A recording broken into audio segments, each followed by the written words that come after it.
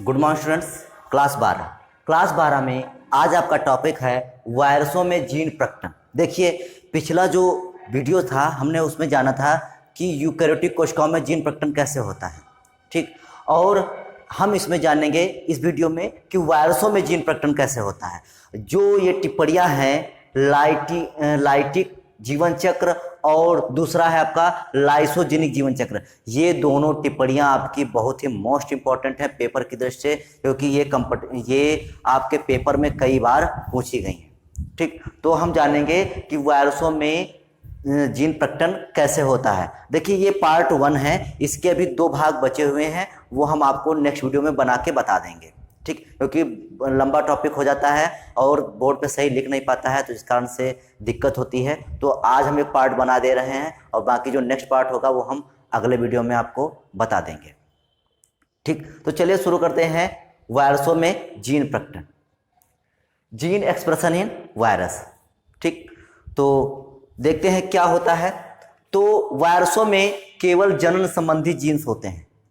वायरसों में जो जीन्स होते हैं वो काहे के लिए संबंधित होते हैं, काहे से रिलेटेड होते हैं, तो केवल जनन से रिलेटेड होते हैं। अतः इनमें जीन प्रकटन जनन के रूप में होता है। जीन प्रकटन किस रूप में होता है? जनन के रूप में होता है। ये दोनों टिप्पणियां बहुत बार पूछी गई हैं, ठीक। पहला आता है आपका लाइटिक जीवन चक्र, लाइटिक लाइफ साइकिल। लाइटिक जीवन चक्र क्या होता है देखते हैं। वायरसों का आनुवंशिक पदार्थ पोषद कोशिका में पहुंचकर पोषद सेल की जैव संश्लेषण प्रणाली का उपयोग अपने आनुवंशिक पदार्थ तथा कैप्सिड प्रोटीन संश्लेषण के लिए करते हैं।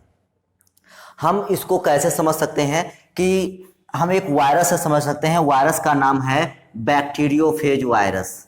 क्या नाम है? बैक्टीरियोफेज वायरस, ठीक। तो इस बैक्टीरियोफेज वायरस से हम आसानी से समझ सकते हैं कि ये बैक्टीरियोफेज वायरस क्या करता है, कैसे क्या करता है, ठीक। तो ये हमारा बैक्टीरियोफेज वायरस हो गया। अब वायरसों का आनुवंशिक पदार्थ, जो वायरसों का आनुवंशिक पदार्थ होता है, ये कैसा है? आनुवंशिक पदार्थ है। वो आनुवंशिक पदार्थ क्या हो सकता है? डीएनए या आरएनए, दोनों में से कोई एक हो सकता है वायरसों में। तो वायरसों का आनुवंशिक पदार्थ पोषद कोशिका, ये क्या है? हमारा बैक्टीरिया जो है, बैक्टीरिया, ये इस बैक्टीरिया का डीएनए है, ठीक। ये हमारा बैक्टीरिया है। जो हमारा ये बैक्टीरिया है, ये काहे का काम करेगा? होस्ट का काम करेगा, पोषण का काम करेगा। देखते हैं। तो वायरसों का आनुवंशिक पदार्थ पोषद कोशिका में पहुंचकर, जो आनुवंशिक पदार्थ ये है कहां पहुंच गया? पोषद कोशिका में पहुंच गया। कैसे? इधर से प्रोसेस के द्वारा इसमें बैक्टीरियोफेज वायरस का डीएनए कहां पहुंच गया? पोषद के अंदर, होस्ट के अंदर पहुंच गया। होस्ट कौन है? हमारा बैक्टीरिया है। कोई भी होस्ट हो सकता है, हम यहां पर बैक्टीरिया को होस्ट मान ले रहे हैं। तो वायरसों का आनुवंशिक पदार्थ पोषद कोशिका में पहुंचकर पोषद कोशिका की जैव संश्लेषण प्रणाली का उपयोग, मतलब जो बैक्टीरिया की जैव संश्लेषण प्रणाली है, अर्थात प्रोटीन संश्लेषण की जो प्रोसेस है, तो उसको क्या करेगा? जैव संश्लेषण प्रणाली का उपयोग अपने आनुवंशिक पदार्थ, मतलब जो इसका आनुवंशिक पदार्थ है, तथा कैप्सिड प्रोटीन के संश्लेषण के लिए करते हैं। मतलब ये क्या करता है? जो ये डीएनए है, ये डीएनए इसमें क्या करता है? जो बैक्टीरिया के डीएनए है उसको कई भागों में, कई टुकड़ों में क्या करेगा? तोड़ देगा। कई टुकड़ों में तोड़ देगा और तोड़ने के बाद क्या होगा? इस प्रकार से ये टूट जाएगा और टूटने के बाद जो वायरस का डीएनए होगा, वो वायरस का डीएनए आनुवंशिक पदार्थ का कैप्सिड का और इसके डीएनए के साथ मिलकर, इस बैक्टीरिया के डीएनए के साथ मिलकर अपना डीएनए इसमें जोड़ देता है। क्या करता है? जो इसका डीएनए होता है इस बैक्टीरिया के डीएनए से जुड़ जाएगा और जुड़ने के बाद ये क्या करेगा? अब जो आनुवंशिक पदार्थ है और ये प्रोटीन संश्लेषण करना शुरू कर देगा। सीधा सीधा कहें मतलब कहने का मतलब क्या है कि जो बैक्टीरियोफेज वायरस, जो भी वायरस का डीएनए है, आनुवंशिक पदार्थ है, वो होस्ट के अर्थात बैक्टीरिया के डीएनए से जुड़ जाता है और जुड़ने के बाद जैसी प्रोटीन वो चाहता है, कौन? वायरस का डीएनए, वैसी ही प्रोटीन का संश्लेषण वो करने लगता है। और प्रोटीन के लिए क्या है? काहे की प्रोटीन बनाता है? वो कैप्सिड प्रोटीन का संश्लेषण करने लगता है। तो वही लिखा हुआ है कि पोषद कोशिका की जैव संश्लेषण प्रणाली का उपयोग अपने आनुवंशिक पदार्थ, अब अपना आनुवंशिक पदार्थ का संश्लेषण करने में करेगा। आनुवंशिक पदार्थ तथा कैप्सिड प्रोटीन संश्लेषण के लिए करते हैं। ये बैक्टीरिया अर्थात होस्ट के डीएनए से जुड़ जाएगा। जुड़ने के बाद जैसा डीएनए वैसा आरएनए, जैसा आरएनए वैसी प्रोटीन। इस प्रकार से जो वायरस का डीएनए है वो अपने लिए प्रोटीन बनाएगा, और कौन सी प्रोटीन बनाएगा, तो कैप्सिड प्रोटीन का संश्लेषण कर लेगा। आगे देखते हैं। इसके फलस्वरूप अनेक संतति वायरस बनकर पोषद कोशिका को नष्ट करके मुक्त हो जाते हैं। अब देखिए इसमें क्या हुआ कि इसके डीएनए के साथ जुड़ गया, और डीएनए के साथ जुड़ने के बाद इसने क्या किया, अपने लिए बहुत ढेर सारी क्या बना दिया, पोषक जो कैप्सिड प्रोटीन होती है वो कैप्सिड प्रोटीन बना ली। इस प्रकार से ये पूरी सेल जो होगी, होस्ट की जो सेल होगी, होस्ट सेल, वो पूरी की पूरी काहे से भर जाएगी, वायरस से, वायरस के प्रोटीन अर्थात कैप्सिड से भर जाएगी। और भरने के बाद क्या होगा, इसकी जो पोषद होगा उसका कोशिका भित्ति जो होगी, कोशिका भित्ति क्या होगी, कोशिका नष्ट हो जाएगी, कोशिका भित्ति फंस जाएगी। इससे क्या होगा, कोशिका नष्ट हो जाएगी, और कोशिका नष्ट होने से क्या होगा, जो हमारे वायरस हैं, वायरस क्या करेंगे, वायरस मुक्त हो जाएंगे। कहाँ, एटमॉस्फेयर में फिर से मुक्त हो जाएंगे, और फिर जाकर ये नए पोषक को संक्रमित करेंगे। इस प्रकार से एक पूरी साइकिल चलती रहती है। तो आगे इसमें यही लिखा हुआ है कि इस चक्र को लाइटिक जीवन चक्र बोलते हैं। इस जीवन चक्र को क्या बोलते हैं, लाइटिक जीवन चक्र कहते हैं।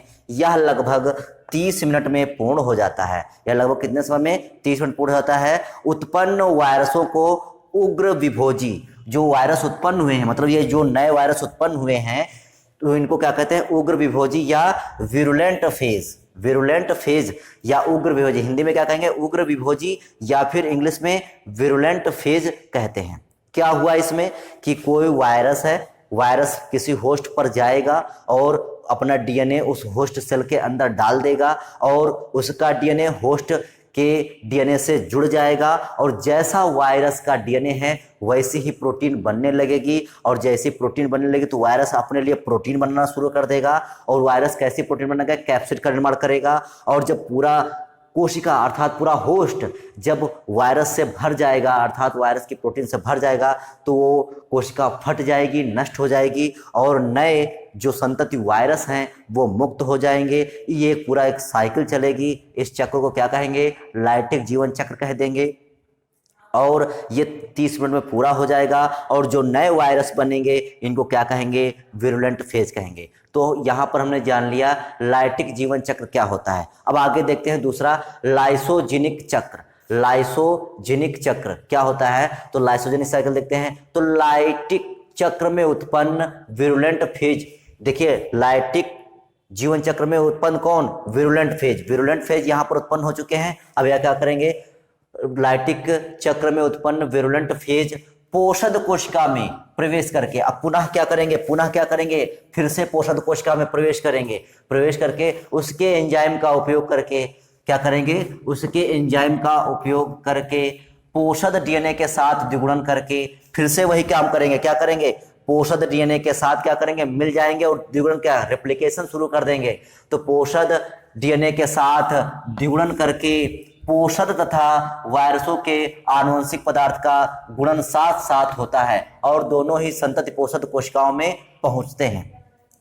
मतलब क्या होता है कि जो आनुवंशिक पदार्थ होता है वायरस का, और जो होस्ट का आनुवंशिक पदार्थ होता है, वो दोनों आपस में मिल जाते हैं, और दोनों ही पोषद कोशिका में क्या करते हैं, पोषद कोशिका में एक साथ ही द्विगुणन करते हैं, और बहुत से डीएनए का निर्माण कराते हैं। आगे देखते हैं, इसमें वायरस प्रोटीन का संश्लेषण नहीं होता है। देखिए इसमें वायरस का प्रोटीन का संश्लेषण हो रहा था, लेकिन इसमें वायरस प्रोटीन का संश्लेषण नहीं होता है, जिस कारण पोषद कोशिका प्रभावित नहीं होती है। देखिए ये यहाँ पर प्रोटीन संश्लेषण कर रहे थे, और संश्लेषण करने के बाद क्या होगा कि यहाँ पर जो ये नए मुक्त होंगे ये पुनः दूसरे को प्रभावित करेंगे। इस प्रकार से पूरा साइकिल चलती रहेगी, और इस कारण से क्या होगा, हमारी जो पोषद कोशिका है ये प्रभावित होगी, अर्थात पोषद कोशिका नष्ट हो जाएगी। लेकिन यहाँ पर ऐसा नहीं होता है। इसमें क्या होता है, इसमें वायरस प्रोटीन का संश्लेषण नहीं होता है, मतलब इसमें वायरस प्रोटीन का संश्लेषण अर्थात कैप्सिड का निर्माण नहीं होता है, जो कैप्सिड है कैप्सिड का निर्माण नहीं होता है।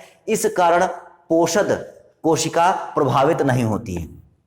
वहां पर पोषक कोशिका नष्ट हो रही थी, लेकिन यहां पर पोषक कोशिका प्रभावित नहीं होती है। इस अवस्था में वायरसों को टेम्परेट फेज कहते हैं। क्या कहते हैं?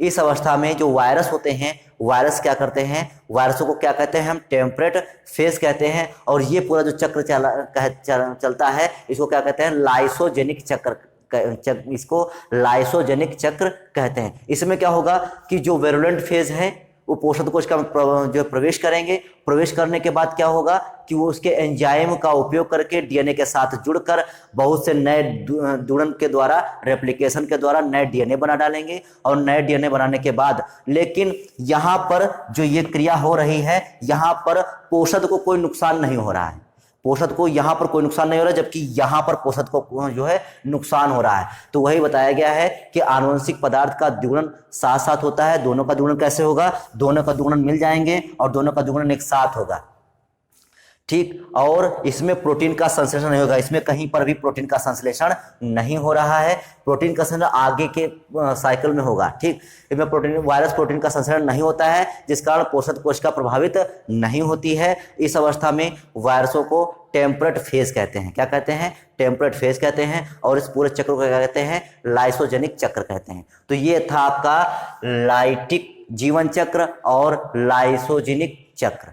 ये बहुत ही इंपॉर्टेंट है, आप इसको पढ़िए, समझिए। कोई दिक्कत लगे तो आप कमेंट करके पूछिए। तो आज के लिए केवल इतना ही, बाकी नेक्स्ट वीडियो में। तब तक के लिए जय हिंद।